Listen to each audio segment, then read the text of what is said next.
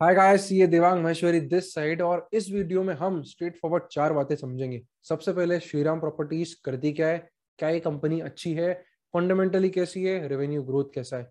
Second, grey market premium क्या चल रहा है। थर्ड, लिस्टिंग गेन्स के लिए सब्सक्राइब करना चाहिए क्या नहीं सब्सक्राइब करना चाहिए। और फोर्थ, लॉन्ग टर्म में कंपनी को होल्ड करना चाहिए क्या नहीं करना चाहिए। स्ट्रेट फॉरवर्ड ये चार सवाल के जवाब हम इस वीडियो में देंगे और आपको इन सवालों के जवाब क्लियरली मिलेंगे।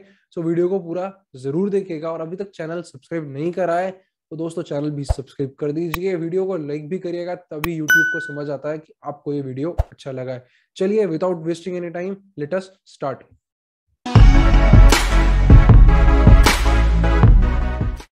चलिए, तो सबसे पहले समझते हैं श्रीराम प्रॉपर्टीज के बारे में। श्रीराम प्रॉपर्टीज 2000 ईयर में इनकॉर्पोरेट हुई थी। कंपनी जो है वो रेसिडेंशियल रियल एस्टेट में काफी सॉलिड है और साउथ इंडिया में स्पेसिफिक होल्ड है। कंपनी कौन से एरिया में टारगेट करती है, यानी कि प्रॉपर्टीज में भी कमर्शियल प्रॉपर्टी हो गई, रेसिडेंशियल हो गई, उसके बाद रेसिडेंशियल में भी लग्जरी रेसिडेंशियल हो गई, बिल्कुल स्टार्टिंग सेगमेंट हो गया जो कि अफोर्डेबल होता है, मिड रेंज सेगमेंट हो गया वो। यहाँ पे बता देता हूँ, कंपनी जो है वो मिड मार्केट यानी कि मिड लेवल ऑफ जो सेगमेंट होता है और अफोर्डेबल हाउसिंग सेगमेंट, इन दो सेगमेंट में कंपनी का फोकस होता है। कंपनी के मेजर जो की एरिया है, यानी कि कौन सी सिटीज में की ऑपरेशन है, वो है बैंगलोर और चेन्नई में। ऐसा क्यों, वो भी बता देता हूँ। क्योंकि कंपनी ने अभी तक 29 प्रोजेक्ट्स कंप्लीट करे और 29 में से 24 जो प्रोजेक्ट थे वो थे बैंगलोर और चेन्नई में। तो ये बहुत ही सॉलिड है कि कंपनी का मेजोरिटी काम इन दो सिटीज में है, जो कि एक अच्छी बात भी है और साथ में एक बेकार बात भी है। अच्छी बात यह है कि यहाँ पे कंपनी का नाम बहुत अच्छा होगा, कंपनी के बारे में सब जानते हैं, हर कस्टमर को पता होगा। बेकार बात यह है कि यहाँ पर डाइवर्सिफिकेशन नहीं है। कभी कुछ लीगल मैटर या कुछ भी अटक जाए तो प्रॉब्लम हो सकता है। कंपनी बिल्कुल भी डाइवर्सिफाइड नहीं है, फुली कंसंट्रेटेड है इन दो सिटीज में। बात करें इन दोनों सिटीज के अलावा भी जहाँ पे कंपनी के काम है, वो है कोयम्बटूर, विशाखापट्टनम और ईस्ट में कोलकाता में। सो यहाँ से जो ओवरऑल प्रोजेक्ट्स है वो काफी कम है। करंट प्रोजेक्ट की बात करें अगर, तो कंपनी के 35 प्रोजेक्ट्स है जो अभी गोइंग है, जो कि प्रोजेक्ट अंडर डेवलपमेंट है और आगे भी आएंगे। इनका टोटल सेलेबल लैंड जो है वो 46.72 मिलियन स्क्वायर फीट का जो सेलेबल एरिया कंपनी के पास है। कंपनी के कॉम्पिटिटिव स्ट्रेंथ पे आते हैं अब हम। तो वो देखिए, सबसे पहले तो श्रीराम ग्रुप को बिलोंग करती है। अब श्रीराम ग्रुप एक बहुत सॉलिड रेप्यूटेड ग्रुप है, एक अच्छा ब्रांड नेम है। कंपनी की ऑलरेडी भी लिस्टेड कंपनी है, जैसे कि श्रीराम ट्रांसपोर्ट फाइनेंस हो गया।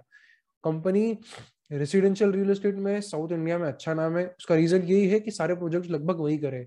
उसके बाद हम देखें तो कंपनी ऐसा कुछ खास और स्ट्रेंथ नहीं है इन दोनों के अलावा। उसके बाद अगर हम आते कंपनी के प्रोमोटर्स पे, तो कंपनी के प्रोमोटर्स है M Murali, Shriram properties holding private limited, Shriram group executives welfare trust. ये तीन जो है वो कंपनी के प्रोमोटर्स है। कंपनी के फाइनेंशियल्स के बारे में समझते, तो फाइनेंशियल यहाँ पर ज्यादा इंकरेजिंग नहीं है।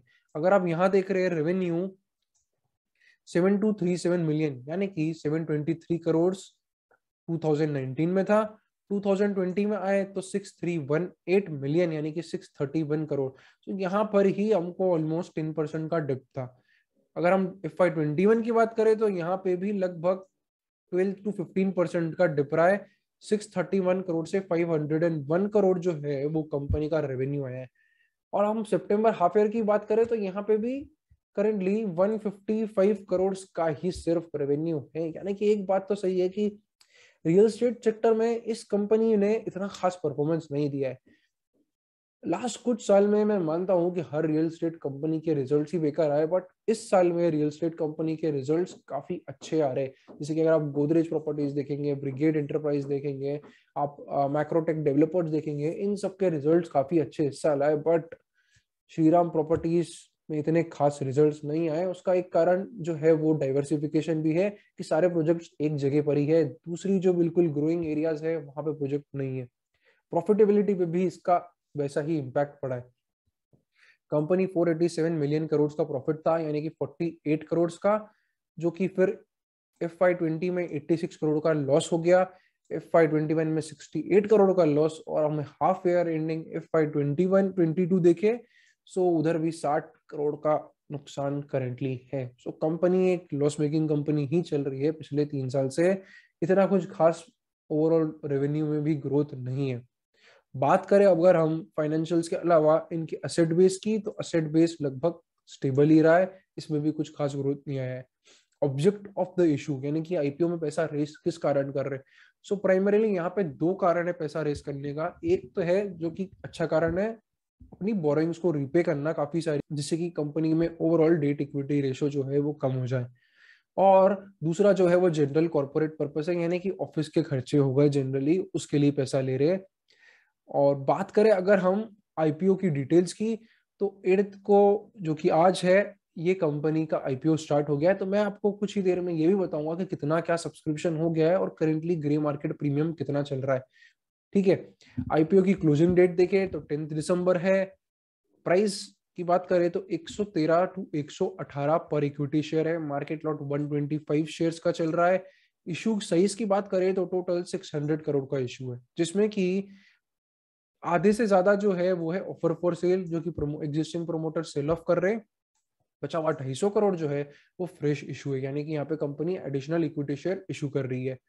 ओवरऑल हम टाइम टेबल देखें अगर आईपीओ का, तो ओपन डेट 8 दिसंबर, क्लोज डेट 10 दिसंबर, अलॉटमेंट 15 दिसंबर। अगर आपको अलॉटमेंट नहीं मिला है तो आपके जो पैसे ब्लॉक होंगे उसका रिफंड 16 दिसंबर को आ जाएगा। शेयर्स जो है डीमेट में 17 दिसंबर को मिलेंगे और 20 दिसंबर को कंपनी फाइनली लिस्ट हो जाएगी। अब मैं यहाँ पे कुछ इंपॉर्टेंट चीज बताने वाला हूँ, जिससे कि हम ये डिराइव करेंगे कि क्या इस कंपनी को लिस्टिंग गेल्स के लिए होल्ड करना चाहिए या नहीं, या कंपनी को लॉन्ग टर्म के लिए इन्वेस्ट करके होल्ड करे या नहीं। तो देखिए, सबसे पहले आपको समझना पड़ेगा इसका सेक्टर, क्योंकि कोई भी कंपनी में 50% ऑफ द काम हो जाता है अगर उसका सेक्टर बहुत अच्छा होता है। यहाँ पे अगर हम रियल एस्टेट सेक्टर की बात करें रेसिडेंशियल को उठाते हुए, तो करेंटली तो रेसिडेंशियल सेक्टर अच्छा चल रहा है। क्यों? क्योंकि इसका एक मेजर रीजन ये है, वो है इंटरेस्ट रेट्स, और दूसरा ओवरऑल पॉपुलेशन ग्रोथ और overall need for own house. ठीक है, सबसे पहला इंटरेस्ट रेट। इंटरेस्ट रेट जो अभी हाउसिंग लोन्स पे चल रहा है वो चल रहा है 6.5 से लेके 7.2 7.3% तक का। ठीक है, और ये इंटरेस्ट रेट जो है, ये ऐसे इंटरेस्ट रेट 10 साल में एक बार ही आते हैं। लास्ट टाइम ऐसे इंटरेस्ट रेट्स देखे गए थे 2008-9 के आसपास, और अब ऐसे इंटरेस्ट रेट्स जो है इतने लो वो वापस देखने को मिले। एक मेजर कंट्रीब्यूशन जो हाउसिंग सेल्स में आता है, स्पेसिफिकली रेसिडेंशियल सेल्स में, वो आता है इंटरेस्ट रेट के कारण। क्योंकि देखिए, एक हाउसिंग जब आप एक घर खरीदते हैं तो वहां पे काफी सारा पैसा होता है जो अपफ्रंट रिक्वायर्ड होता है। आपको जमीन भी खरीदनी है, उसके ऊपर आपको बनाना भी है, अंदर का फर्नीचर भी आना है। इतना पैसा बहुत ही कम गिने चुने लोग होते हैं जो अपफ्रंट देते हैं, रेस्ट सब लोग यहाँ पे हाउसिंग लोन लेते हैं। मैंने ये भी देखा कि काफी सारे लोग जिनके पास पैसा होता भी है वो भी हाउसिंग लोन ही लेना प्रेफर करते हैं, क्योंकि इंटरेस्ट रेट इतने कम में मिलता है। और आप उस पैसे को लोग कहीं और अपनी, या तो उनका अगर बिजनेस है तो उसमें इन्वेस्ट कर देते, क्या कोई नई और जगह पे पैसा खुद का इन्वेस्ट कर देते हैं। बट हाउसिंग अगर आदमी घर खरीदता है तो मेजोरिटी ऑफ लोग तो लोन लेके ही खरीदते। इसलिए ये इंटरेस्ट रेट्स लो है, इस कारण रेसिडेंशियल अगर आप सेल्स देखेंगे तो पिछले 1 से 1.5 साल काफी रेसिडेंशियल सेल्स ने ओवरऑल धूम मचाई है। और आप इसके रिजल्ट जो है वो देखेंगे दूसरी कंपनी, जैसे कि आप गोदरेज प्रॉपर्टीज के रिजल्ट देखेंगे, बहुत सॉलिड है। बट ये कंपनी इतनी हाई ओवरऑल ग्रोथ जो चल रही है, इतने लो इंटरेस्ट रेट्स जब चल रहे हैं, जब ओवरऑल सेक्टर अच्छा चल रहा है, तब भी यहाँ पे कुछ रेवेन्यू ग्रोथ नहीं देखने को मिल रहा है दोस्तों। सो प्रॉब्लम ये है कि ये कंपनी जो है वो सिर्फ 2 सिटी में ही सारा काम कर रही है, और उसका फायदा भी है जैसा मैंने आपको बताया, और उसका नुकसान भी है। यहाँ पे कंपनी एक ओवरऑल जो रेसिडेंशियल ग्रोथ जो बाकी जगहों पे हो रहा है, उस जगह पे कंपनी बेनिफिट नहीं ले पा रही है। यही चीज हमको लॉन्ग टर्म होल्डिंग में देखनी है। और एक और चीज इसके अलावा जो आपको ध्यान रखनी है वो ये कि रियल स्टेट सेक्टर कभी भी लॉन्ग टर्म के लिए नहीं होता है। ये हमेशा एक मिड टर्म प्ले होता है, यानी कि 1 साल 2 साल 3 साल के लिए मैक्सिमम। क्योंकि this is a highly cyclical business, यानी कि यहाँ पे जो है वो बहुत जल्दी चीजें टर्न हो जाती है। और आपको लगभग हर कंपनी में कुछ ना कुछ डेट भी यहाँ पे मिलेगा, और श्रीराम प्रॉपर्टीज भी थोड़ा डेट कम करने के लिए ही आईपीओ लेके आ रही है। सो रियल एस्टेट में मैं कोई भी कंपनी कभी किसी को ये नहीं बोलूंगा कि आप इसको लॉन्ग टर्म के लिए होल्ड करिए। एक मिड टर्म के लिए ठीक प्ले हो सकता है कोई रियल एस्टेट कंपनीज, अगर उसके टेक्निकल ट्रेंड वगैरह आप वो भी चेक कर रहे हैं साथ में। पर यहाँ पे ये कंपनी में ग्रोथ नहीं है। और अब हम आते हैं ग्रे मार्केट प्रीमियम से, जिससे हमें लिस्टिंग का और थोड़ा आइडिया मिलेगा और कितना क्या सब्सक्रिप्शन अभी तक हो गया है। आज फर्स्ट डे था। अगर हम फर्स्ट डे का ओवरऑल आउटकम देखें एक्सचेंज डिमांड डाटा के हिसाब से, सो अराउंड 0.88 तक का यहाँ पे सब्सक्रिप्शन हो गया, यानी कि अराउंड 89% ओवरऑल आईपीओ सब्सक्राइब हो गया है। हम रिटेल साइड में बात करें तो रिटेल साइड में around 4.2 times overall IPO subscribe हो गया है। सो रिटेल से यहाँ पे ओवरऑल डिमांड तो काफी अच्छी आ रही है। बट हम इसका ग्रे मार्केट प्रीमियम की बात करें, सो इसका ग्रे मार्केट प्रीमियम करंटली 14 से 16% ही चल रहा है। अब आप सोच रहे होंगे कि 14 से 16% भी हो सकता है अच्छा हो लिस्टिंग गेन्स के लिए, बट मैं आपको एक चीज यहाँ पे बता दूं कि मार्केट जो है ओवरऑल वो काफी वोलेटाइल चल रहा है अभी। और अगर थोड़ा और कुछ डिप आता है या करेक्शन आता है तो आपको यहाँ पे इसका ग्रे मार्केट प्रीमियम भी जब तक ये लिस्ट होगा, यानी कि 20 तारीख तक, हो सकता है ये ग्रे मार्केट प्रीमियम जो 14% का चल रहा है ये भी इरोड हो जाए। इसलिए यहाँ पे ओवरऑल एक सेफ्टी लेवल भी नहीं है लिस्टिंग गेन्स के लिए, जिससे कि अगर कुछ ग्रे मार्केट प्रीमियम गिरे तो कुछ तो हम जैसे इन्वेस्टर्स के पास बचे लिस्टिंग गेन्स के लिए। यहाँ पे 14-15% सफिशियंट नहीं है कुछ लिस्टिंग गेन्स के लिए। इसलिए लॉन्ग टर्म के लिए अगर आप ये स्टॉक में इन्वेस्ट करना चाह रहे हैं यानी कि 8 साल 10 साल, तो मेरा ओपिनियन यही है कि इस आईपीओ को अवॉइड करना चाहिए। और अगर लिस्टिंग गेन्स के लिए भी आप चाह रहे हैं तो ऐसा कुछ खास लिस्टिंग गेन्स अभी तक इसका ग्रे मार्केट प्रीमियम के हिसाब से कुछ दिख नहीं रहा है। 16-15% is not sufficient because if overall market correction comes then it can be a problem and can erode up this premium also. So ये रहा मेरा फाइनल ओपिनियन श्रीराम प्रॉपर्टीज के बारे में। अगर आपको वीडियो अच्छा लगे तो वीडियो को लाइक जरूर करिएगा। आपका ओपिनियन क्या है श्रीराम प्रॉपर्टीज के बारे में? क्या आप इन्वेस्ट कर रहे हैं, क्या आप इन्वेस्ट नहीं कर रहे इस कंपनी में? मुझे कमेंट में जरूर बताइएगा आपके थॉट्स क्या है।